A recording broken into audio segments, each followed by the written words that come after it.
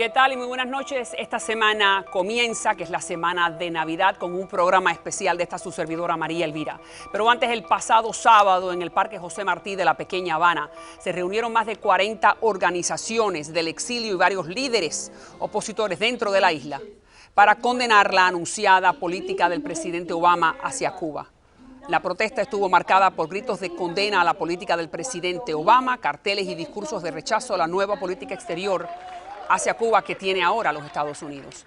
Entre los que tomaron la palabra estuvieron el excongresista de la Florida, el señor Lincoln Díaz Balar, quien calificó de infamia la posición de Obama, y el congresista republicano, quien ven ahora en pantalla, Carlos Curbelo, quien acusó al presidente de haberse sentado a la mesa con los victimarios. Sin duda que esta decisión del presidente Obama abre un nuevo capítulo en las relaciones entre Cuba y Estados Unidos, y nosotros en el sur de la Florida, en el medio, los periodistas, sin duda que vamos a estar muy pendientes de lo que ocurre, sobre todo ahora comenzando el próximo mes de enero. Del Pino, como usted sabe, es el general de más alto rango que ha desertado del ejército castrista.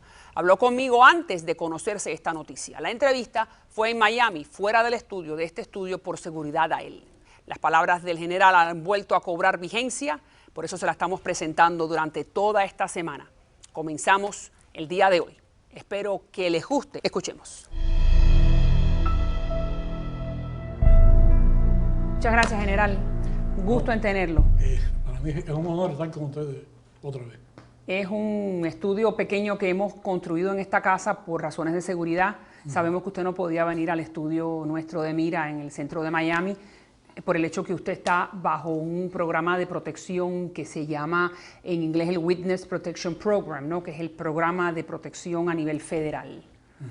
Que usted está en él, y es cierto. Sí. ¿Cierto eso? Y entonces su paradero es desconocido. En este momento ahí se puede ver que hay como una campaña encabezada, vamos a decir, por algunos periódicos norteamericanos importantes que tienen gran poder de opinión, el New York Times, ahí estamos viendo en pantalla, el Washington Post. ¿Y por qué usted considera que ahora se despierta el tema de Cuba? Por la situación que tienen tan terrible en Cuba, María Elvira. La situación es dificilísima.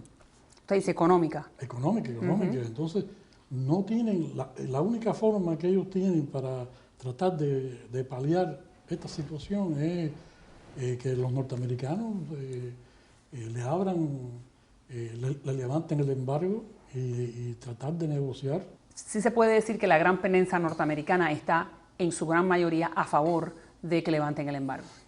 ¿No es así? Resulta discriminatorio que se le dé a Cuba, a un enemigo de Estados Unidos que ha querido la destrucción de los Estados Unidos, que le pidió a la Unión Soviética en la crisis de los misiles que iniciara un golpe nuclear preventivo contra este país, que desde la Sierra Maestra decía que cuando aquella guerra terminara, la guerra mayor iba a ser contra los Estados Unidos por todas las cosas que habían hecho. ¿Cómo se le va a dar posibilidades a ese régimen que todavía mantiene el mismo proceder que heredó del patriarca Fidel Castro? No es justo lo que usted está diciendo. No es justo. Algunos consideran en los Estados Unidos, muchos miembros del exilio que están en contra del embargo, consideran que Fidel es el primero que no quiere que se lo levanten, que Fidel no le conviene que los norteamericanos le levanten el embargo, porque sigue siendo su gran excusa. Él se ha escudado y ha logrado utilizar el embargo para echarle la culpa por todas las penas económicas. ¿Usted piensa eso? Que Fidel no quiere que se lo levanten porque entonces le quitan el gran paraván. Creo que era así, okay. pero ya se impone Raúl en ese sentido. ¿Y qué piensa Raúl? Yo creo que Raúl piensa que hay que negociar, pero entonces tiene muchas preocupaciones que hablaremos de ellas después. Raúl considera que sí hay que negociar con los norteamericanos. Yo creo que sí. ¿Y por qué entonces no lo hace? Si ahora supuestamente tiene el poder. ¿A quién le teme? No, porque es que todavía no hay, ellos todavía no tienen todo bien amarrado para negociar con los Estados Unidos. ¿Y qué usted me quiere decir todo bien amarrado? Bueno, ¿Qué es lo que hay que amarrar antes? crear las condiciones para hacer los cambios, pero mantener el poder. Tipo Rusia. Tipo Rusia, ellos empezaron pensando en Rusia, después les gustaba la variante china, después la vietnamita, y ya están trabajando en otra variante que sería la óptima. ¿Cuál es esa? Los faraones.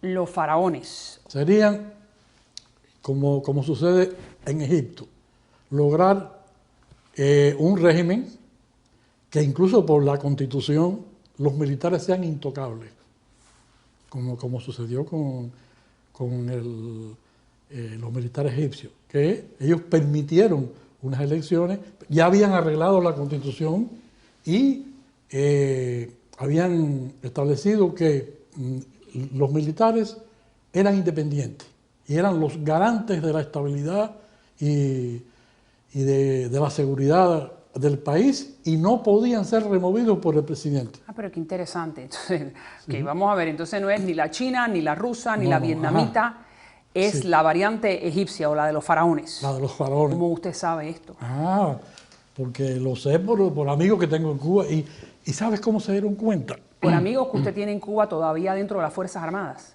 Sí, y algunos dentro y otros retirados, pero los dentro es más difícil. Pero bueno, de los que ya están afuera, les es más fácil comunicarse. Pero entonces se puede decir que explicar. Usted todavía se comunica de alguna manera con generales y con algún tipo de oficial dentro de las Fuerzas Armadas. Sí. Todavía usted tiene comunicación. Sí. Y ellos se atreven a hacer eso, siendo usted oficialmente un traidor a la revolución. Ah, no, sí. Sí, porque mira, María Elvira, ya en Cuba nadie cree en eso. Ni el mismo Raúl. El mismo Fidel le declaró a un periodista que lo entrevistó que ya eso ni a Cuba le funcionaba en uno de los senior, de los momentos momentos de antigüedad. De antigüedad que se le iban, se los dijo. Entonces, ¿cómo? Bueno, no recuerdo esa entrevista, lo que recuerdo es que él dijo que había que hablar inglés, que en un momento dijo que había que hablar ruso. Pero bueno, volviendo a lo del faraón, usted me está diciendo que esto es muy interesante, que es un modelo donde entonces las Fuerzas Armadas se van a quedar por arriba de la ley. ¿Y el juego político se abre entonces? Bueno, no por arriba de la ley, porque ellos cambian la Constitución, como hicieron en Egipto, establecen por la Constitución que el ejército es intocable, que el ejército es independiente del gobierno y que pueda haber varios partidos, pero que no se metan con el ejército. Y ellos mantienen la garantía de la seguridad y todo. ¿Y cómo se dieron cuenta? Mira, Cuba tiene tanques pensantes y bastante buenos que están constantemente analizando todas las publicaciones extranjeras. Entonces, sí, Cuba tiene think tanks, lo que dicen los norteamericanos, el modelo egipcio es el mejor porque ellos mantienen el poder mientras que dan la ilusión que hay una democracia. Ajá. Egipto supuestamente ha sido es el que más recibe ayuda norteamericana cuando se trata de ayuda exterior y supuestamente es amigo de los Estados Unidos. Entonces eso es lo que usted me está diciendo, que ahora Cuba quisiera ser Egipto. Y ahí cumplen, fíjate, es interesantísimo porque ahí ellos cumplen con las exigencias de los Estados Unidos, permiten partidos políticos, permiten elecciones libres. Economía de mercado. Economía de mercado, totalmente. Pero ellos se quedan con el poder militar. Ellos se quedan con el poder y nadie puede cuestionar entonces sus inversiones y todo, nadie. Y la riqueza. Okay. No, y lo que es peor, la memoria histórica de si entonces piden, si surge cuando haya apertura de prensa, de responsabilidades por crímenes pasados. Ahí es donde, la Comisión de la Verdad. Ahí es donde entonces todas esas cosas, hasta que ellos no tengan eso bien amarrado, que no haya posibilidades de que pase lo de Pinochet en Chile, lo de Ríos Montt en Guatemala y lo de la Argentina, Sí, Videla, los diferentes. Videla, el que no le... Cuando ellos tengan eso bien garantizado, dice, bueno, aquí va. Ok, muy interesante lo que me dice. Cuando ellos tengan eso bien garantizado, abúndeme un poco más. ¿Qué falta? Pero más aún, ¿cómo usted lo sabe? Dígame, Bueno, porque me parece que es fascinante lo que me está diciendo, sí, pero sí. también puede ser un análisis suyo. No, ¿En qué usted sustenta? No, si yo... Mira, Dígame, te entiendo. ¿cómo usted lo sabe? Te entiendo. No, porque eso es... Sin revelarme sus fuentes. No, porque es lo que me han comunicado muchos compañeros de la isla. Desde el 2006, cuando Fidel se enferma, que le transfiere el poder a Raúl provisionalmente, yo recibo una comunicación de ellos, que lo voy a decir, que dice, fíjate en el último discurso en el ejército occidental, el abuelo está forrado. Y el abuelo forrado, entonces yo me pongo a buscar, y entonces me doy cuenta de que está haciendo un discurso en el ejército occidental, donde nada más que hay militares, con un chaleco antibala puesto, y con una gorra también blindada, entonces, que parece normal, pero es una gorra blindada. El hecho de que Raúl esté hablando a sus propias camaradas, forrado, como usted dice, Sí, ¿qué le indica? Que es que sabe que hay disidencia dentro de las Fuerzas Armadas.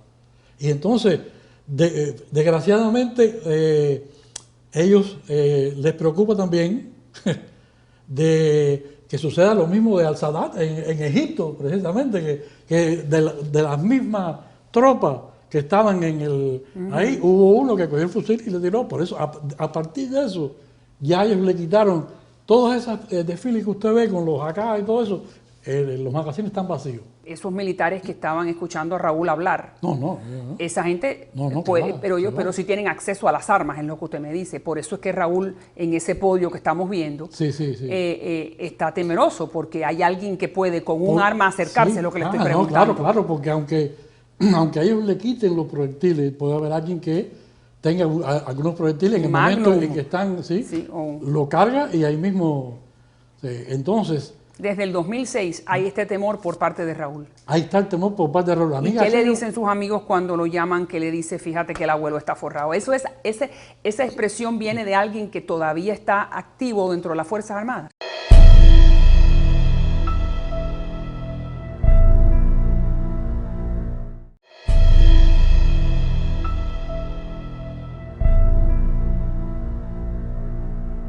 ¿Y qué le dicen sus amigos cuando lo llaman, que le dice, fíjate que el abuelo está forrado? Esa expresión viene de alguien que todavía está activo dentro de las Fuerzas Armadas. Estuvo hasta hace poco. Entonces, pero bueno, María Elvira, los militares somos una cofradía, que eso es lo que no entiende Fidel ni Raúl. O lo entiende muy bien, por eso o la entiende muy bien. Y entonces, aunque uno esté en el Polo Norte, donde quiera que esté, siempre, va a haber comunicación. Esa comunicación jamás se ha roto. Entonces, por eso es que, mira, yo voy a hacerte una confesión. Por favor. Bien, en el 2007,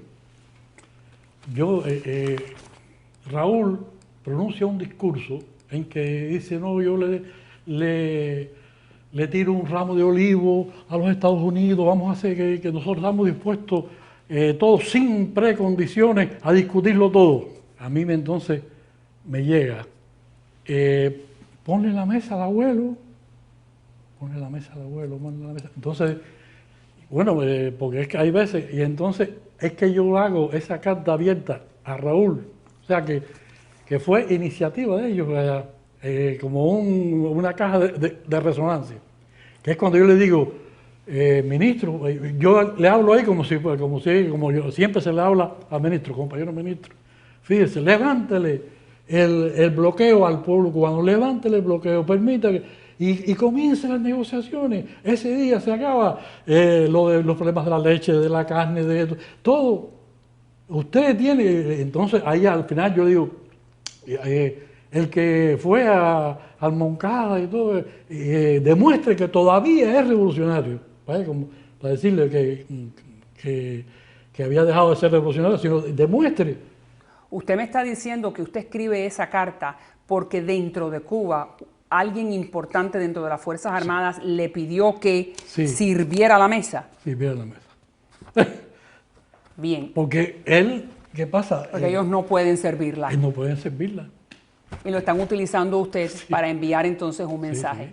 ¿Y cuántos militares de ese grupo, vamos a decir, de generales en este momento? Generales habían 120 y pico. ¿Cuántos generales cubanos hay en este momento? 122, 125. Hay 100 y pico, María, pero mira. Y de esos generales, ¿cuántos están con usted, en otras palabras? Algunos.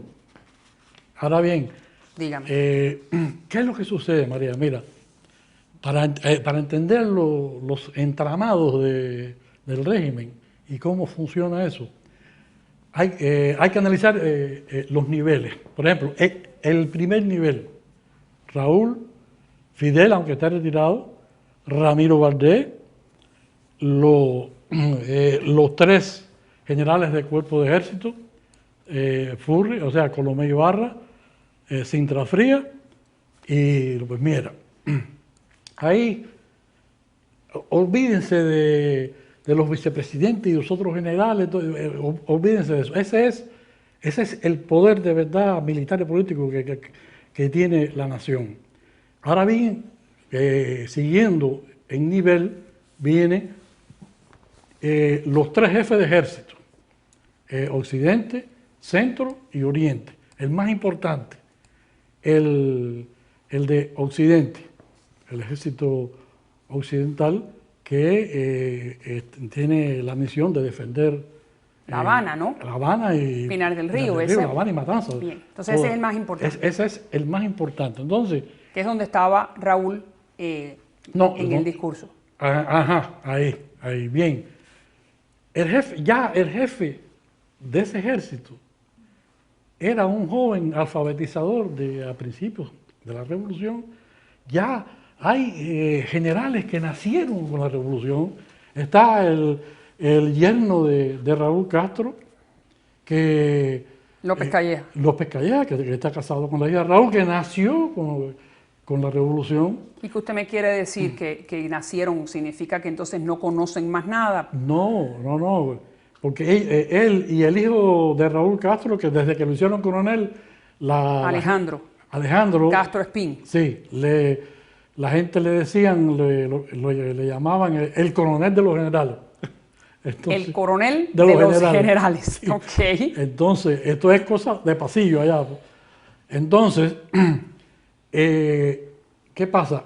El resto de los generales, ya la mayoría, o nacidos en la revolución o eran muy niños, pues no le dice nada las historias épicas y ya gastadas de esto, de la sierra, porque desconocen ya, ellos no le dicen nada. Entonces, ¿qué tiene en la mano el régimen para esto? Sencillamente, ya se ve los estamentos. O sea, primero tienen el sector del oro. Ellos lo dividen en el sector del oro y el sector de la lata. El sector del oro es el turismo con todas las empresas logísticas que aseguran el turismo, como Gaviota, que mueve los turistas, la biotecnología, la extracción de níquel y petróleo, la cibernética, el tabaco. O sea, esa es la industria donde están colocados los principales jefes militares que se retiran. Generales. Que se retiran. Sí. Entonces, estos que están ya sirviendo, y ese es el anzuelo, los que están sirviendo, el objetivo es llevarse por los reglamentos militares, cumplir con las normas militares establecidas y no meterse en nada y seguir para cuando llegue la hora del retiro que los ubiquen en el sector del oro. En el sector de la lata, bueno, dan tierras en usufructo, le permiten tener los paladares, otras inversiones, o sea, de los negocios que el régimen descarta, hacer cooperativas, y entonces le dan oportunidades de pagar menos impuestos, no le caen arriba a los inspectores, le permiten y le dan libertades, y entonces esa gente, bueno, se tranquilizan con eso. Hay momentos en que personas del sector del oro saltan para la lata, pero de cabeza, como le pasó al general Rogelio Acevedo, que estaba al frente de toda la aviación civil. ¿Y qué le pasó? Y bueno, por corrupción cayó, y entonces pasa al sector de la lata, que ahora su mansión él renta a extranjeros y eso allí para vivir. Entonces usted me dice que esa es la razón por la cual los oficiales y los generales amigos suyos que están sirviendo en este momento no se rebelan o levantan la voz, porque están esperando un futuro mejor cuando se retiren. Sí. Esa es la razón, no por convicción, sino por conveniencia. No, claro, no hay convicción ninguna. María, hasta el vicepresidente Carlos Lage y el ministro de Relaciones Exteriores, mira lo que le pasó por meter el dedo en las mieles del poder. Mira, cuando una historia muy, te la voy a tratar para no extenderte mucho en esta, cuando se cae el muro de Berlín, ¿qué hacen ellos? Bueno, cundió el pánico, y esto me lo han contado de los mismos compañeros que están allá.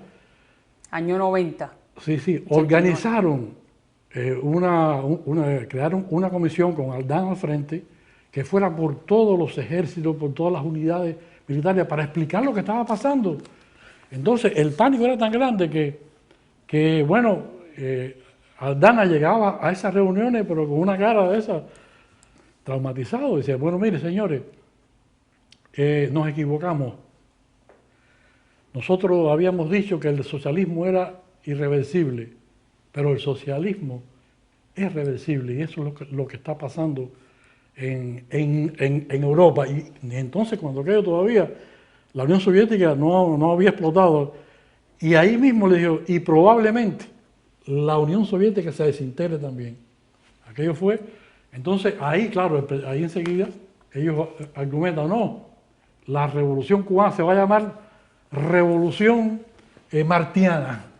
Ah, sí. Ahí, revolución martiana. Ese fue el nuevo nombre, pero nunca lo usaron. No, porque entonces Raúl después se pone a analizar las diferentes variantes, porque tenían que, ya no puedes mencionar, el socialismo fracasó, fue un desastre, acabó con, entonces, que si reconocían que cambiaban el nombre para revolución martiana, estaban reconociendo que habían metido la pata hasta aquí. Entonces ahí mismo Raúl dice, no, vamos a hacer una cosa, vamos a poner que es una actualización del socialismo, vaya, para mantener el nombre del socialismo. Sí. Porque los modelos económicos se actualizan. Se actualizan. Entonces, de esa forma nosotros podemos hacer los cambios e irnos preparando para los cambios que tenemos que hacer, y es una actualización del socialismo. Dígame cuál fue la reacción que tuvo Fidel o el mismo Raúl a la carta que usted le manda. No es que él haya hecho esos cambios porque yo se los dije, porque eso fue en el 2007. En el 2011, prácticamente los primeros cambios, de todos los cambios que yo le planteaba, los ha cumplido. Que es permitir a los disidentes salir, todas las reformas económicas que he hecho, que son incipientes, que no son suficientes, pero que por lo menos son las que le va dando cierto espacio, para, sin pausa, pero sin prisa, llegar al modelo del faraón. Llegar al modelo ¿Cuánto tiempo usted cree que le falta entonces para llegar al modelo del faraón?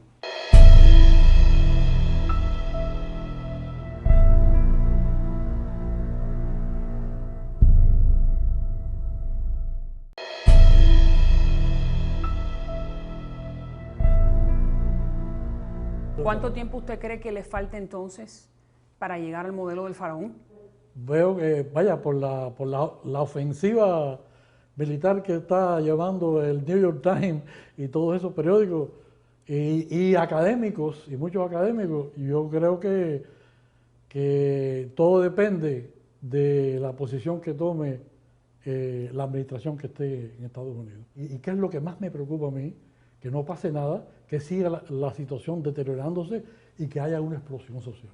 Oh, ¿y usted cree que eso es posible, que haya una explosión social?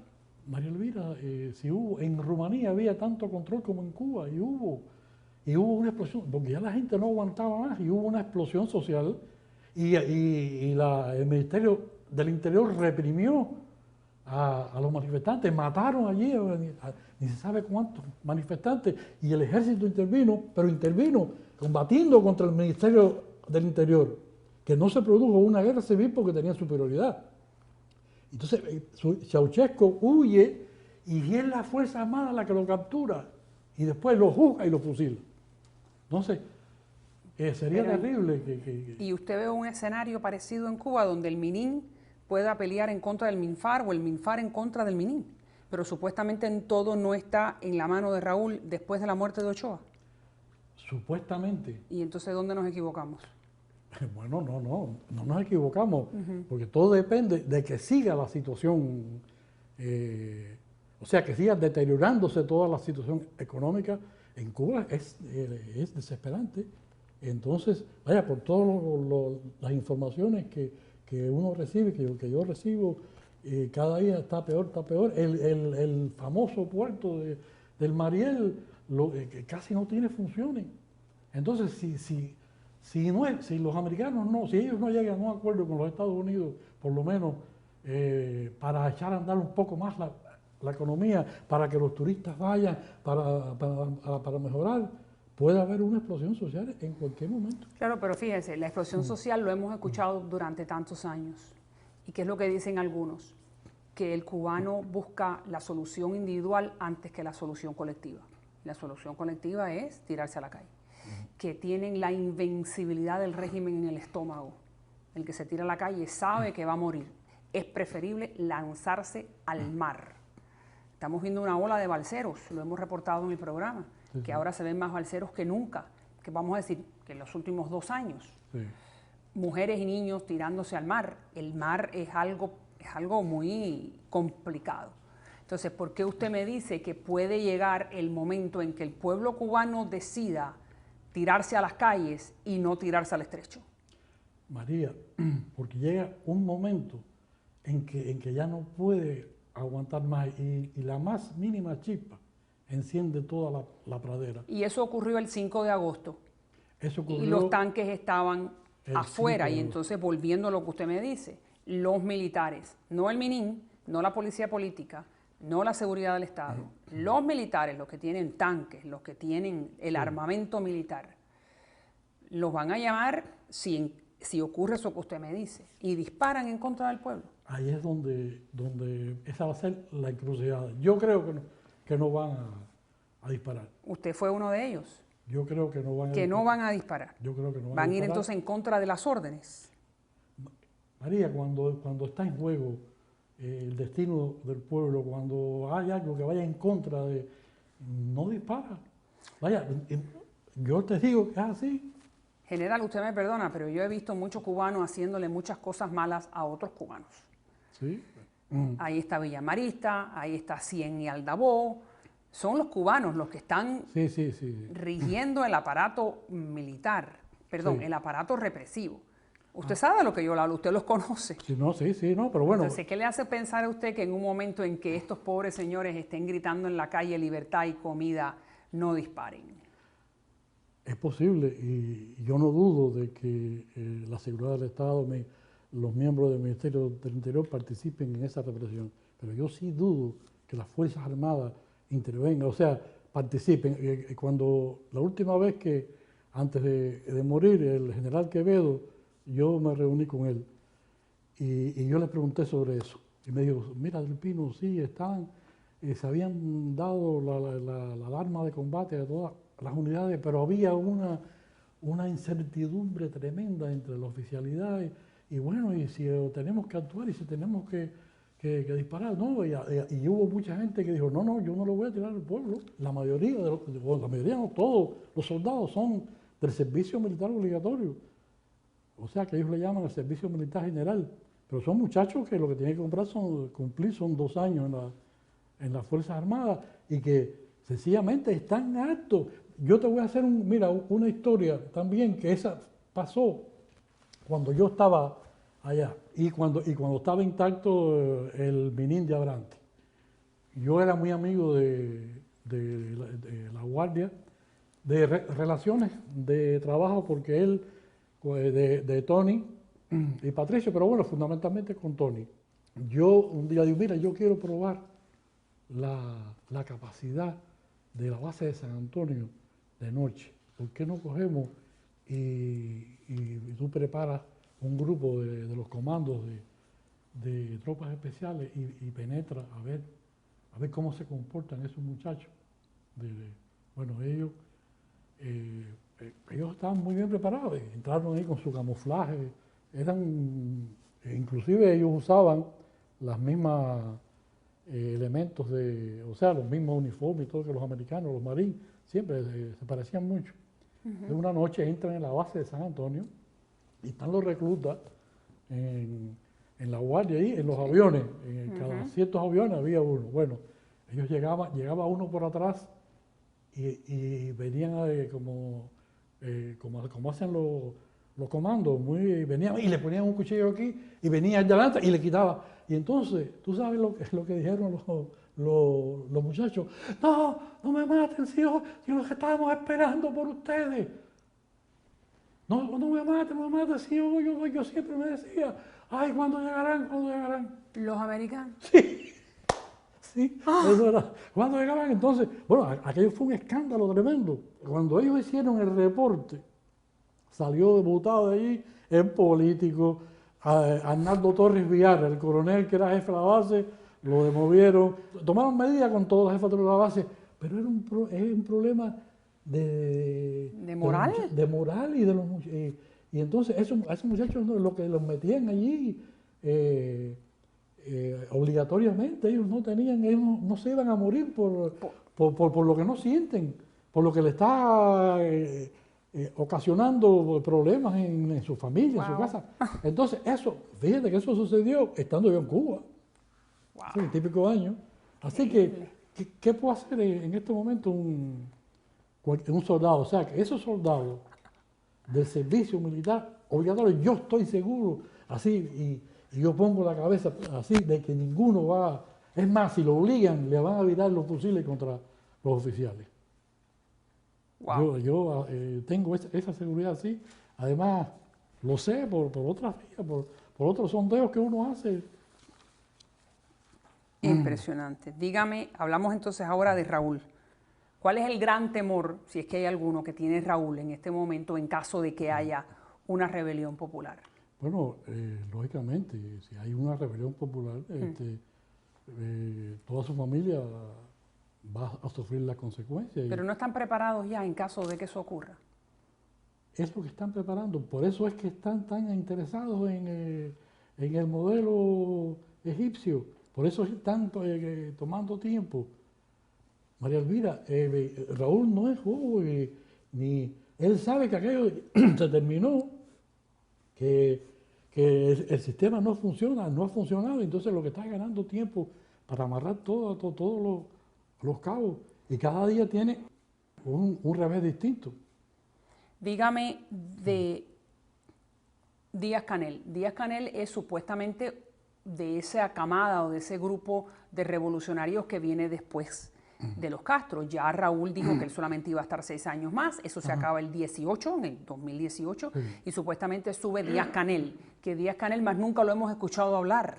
Díaz-Canel es uno de los que nació con la revolución. Tiene 52 años. Sí, 52 años. O sea, él nació después y va, según Raúl, es el que va a sustituirlo, él va a regir los destinos de Cuba.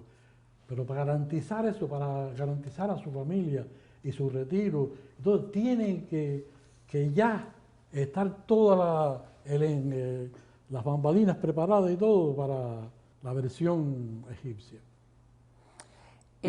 Además, incluso ellos apuestan a que para los norteamericanos sería fantástico tener a un Neo Trujillo, un Neo Somoza ahí, o sea, una dictadura, porque en realidad, aunque hagan elecciones libres, como hacían en Nicaragua y en República Dominicana, eran elecciones libres, pero el que estaba atrás era Trujillo. Alejandro Castro, usted me habla de Raúl, de la familia, que es un hombre mucho más familiar que lo que era Fidel, usted me ha dicho en muchas ocasiones. Su hijo, Alejandro Castro Espín, es ahora miembro del Consejo de Defensa Nacional.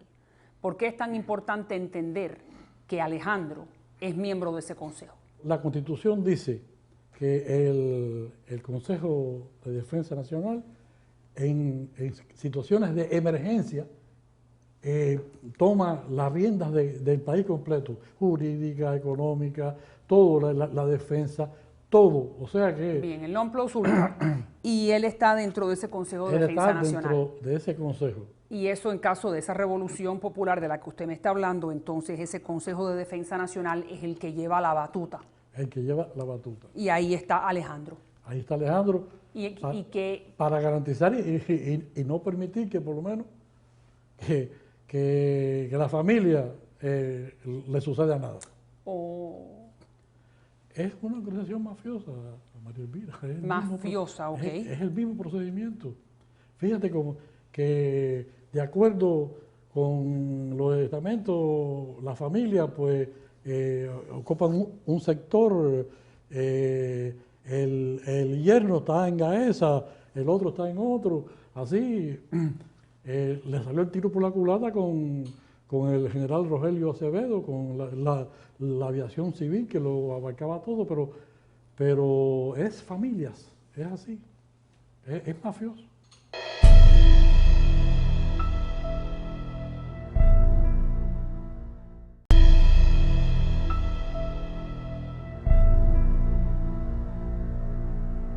Vamos entonces a los años de la guerra.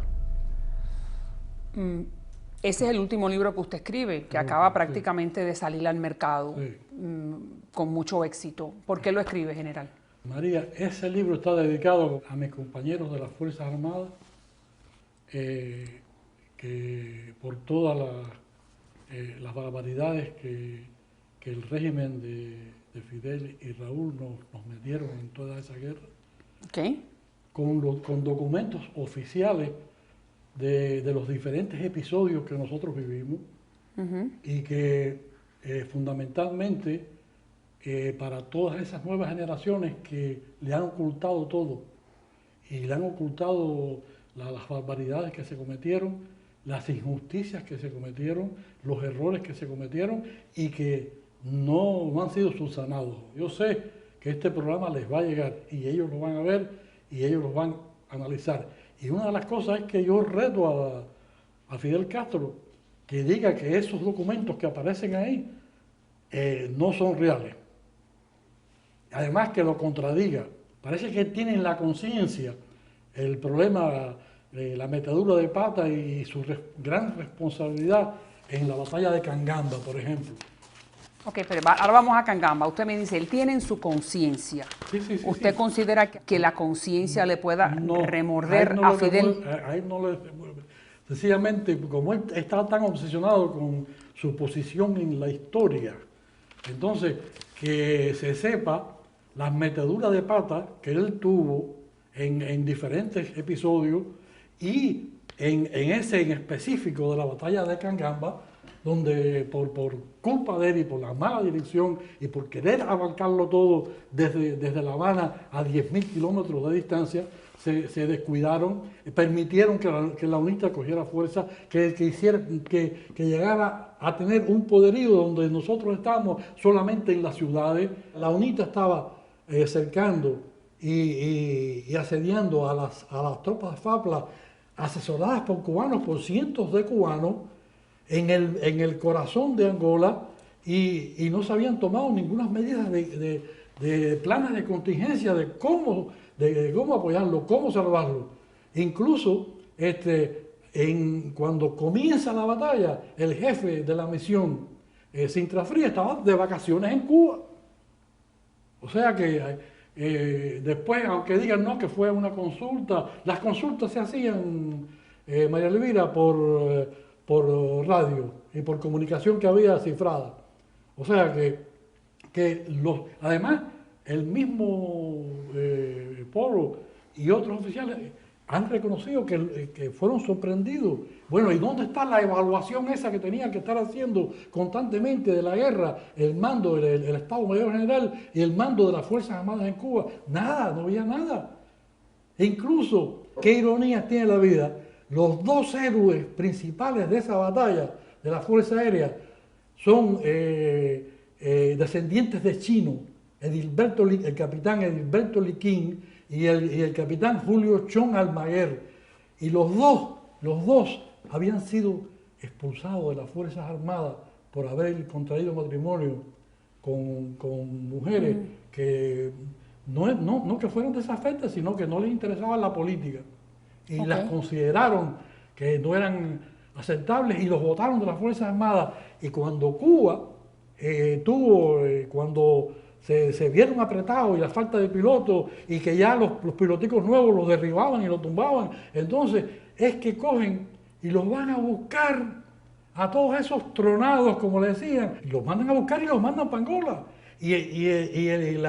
La clave del éxito de esa misión es el tronado el mayor Julio Chong Almaguer, que metido ahí en una trinchera con el jefe, con Peraza, el jefe de la unidad, que estaba cercado, que estaban combatiendo casi cuerpo a cuerpo, se tiró en un helicóptero, lo llevaron en un helicóptero y estuvo 4 horas para llegar arrastrándose casi 2 cuadras, porque además no lo tiraron exactamente, y tuvo que ir así entre las balas cruzando, arrastrándose con el equipo de radio para comunicarse con la aviación, porque incluso no había comunicación con la aviación, no había para coordinar, no había nada. Entonces Fidel Castro coge y ordena que salgan 2 columnas, una de Huambo a 500 kilómetros, con el general Sotomayor. ¿Desde La Habana él ordena eso? No, desde La Habana, sí, claro.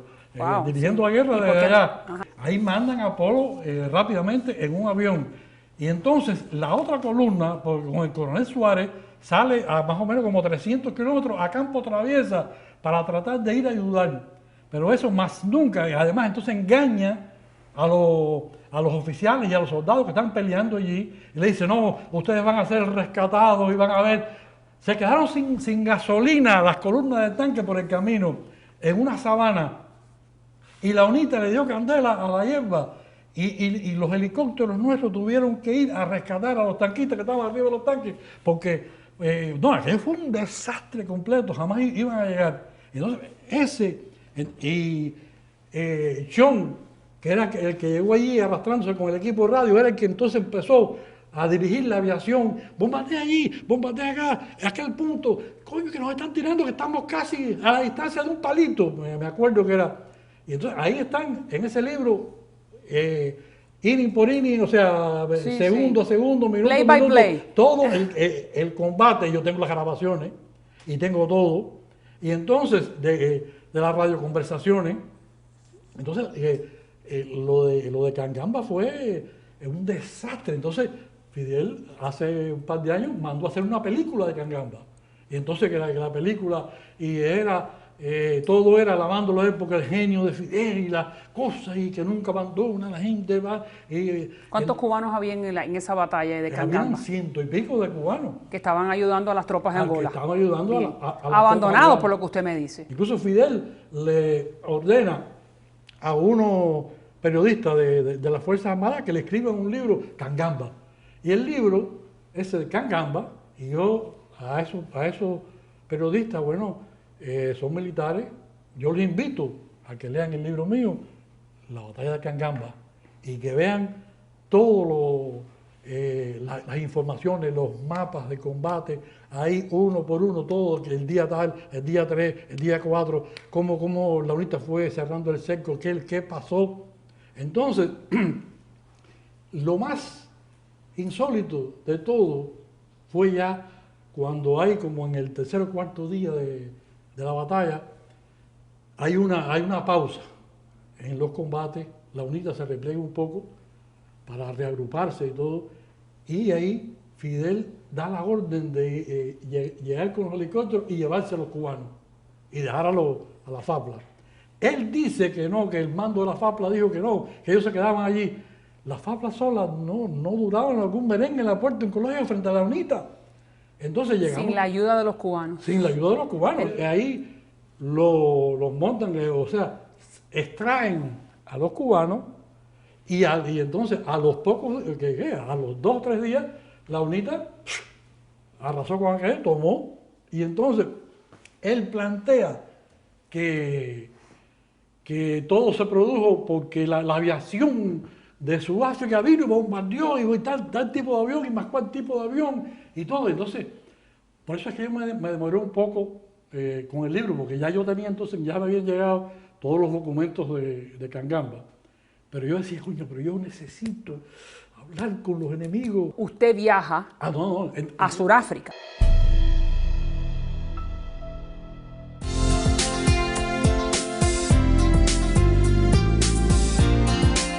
Y vamos a hacer una pequeña pausa para dar la bienvenida a la señora Iliana García, que es la representante de Insurance Doctors. ¿Cómo estás, Iliana? De lo más bien, gracias, María Elvira. En esta época navideña sabemos que estamos en las fiestas y haciendo nuestros regalitos y comprando nuestras cositas, pero hay que recordar que el 15 de febrero es el día límite para involucrarse con el tema de Obamacare. ¿Qué es lo que hay que hacer? Es así, tenemos que seguir recalcando, dado de que como buen latino lo dejamos para último momento. Y bueno, para aquellas personas que en este año no hicieron lo del Affordable Care Act, o sea, inscribirse para el plan médico, no los van a penalizar, pero no va a pasar lo mismo para el año próximo.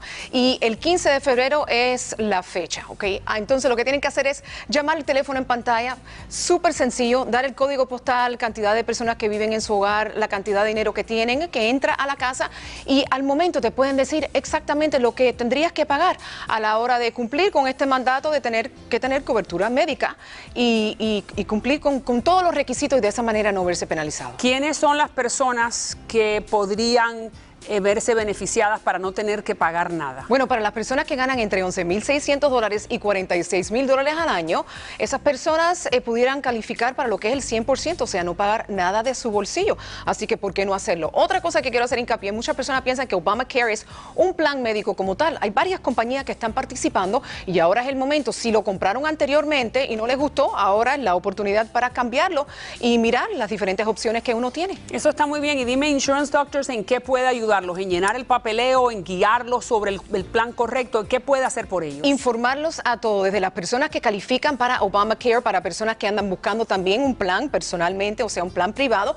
que no quieren hacerlo a través del trabajo, te proveen la información necesaria para que tú puedas tomar una decisión que realmente te corresponda. Para personas que tengan muchos padecimientos, que necesitan más cobertura médica, ellos te van a poner en el plan adecuado para ti y hasta te ayudan a llenar las planillas. Si por ahí hay personas cobrando por eso, no lo deberían de estar haciendo. Muy bien, bueno, pues te agradecemos mucho, Insurance Doctors, que puede ayudar a todo aquel que necesita estar dentro de la ley. Siempre un gusto y felicidades. Gracias. Hasta la igual. próxima, Eliana.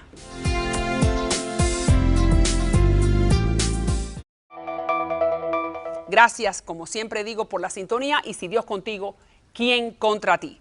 Gracias a Bobby, porque es el mejor peluquero del sur de la Florida, a Dania Víctor y a Gabriela Arango, una de las mejores diseñadoras en la ciudad de Miami. Y a usted nuevamente gracias. Nos vemos entonces mañana a la hora de siempre, aquí en Mira TV. Hasta entonces, los espero a las 8.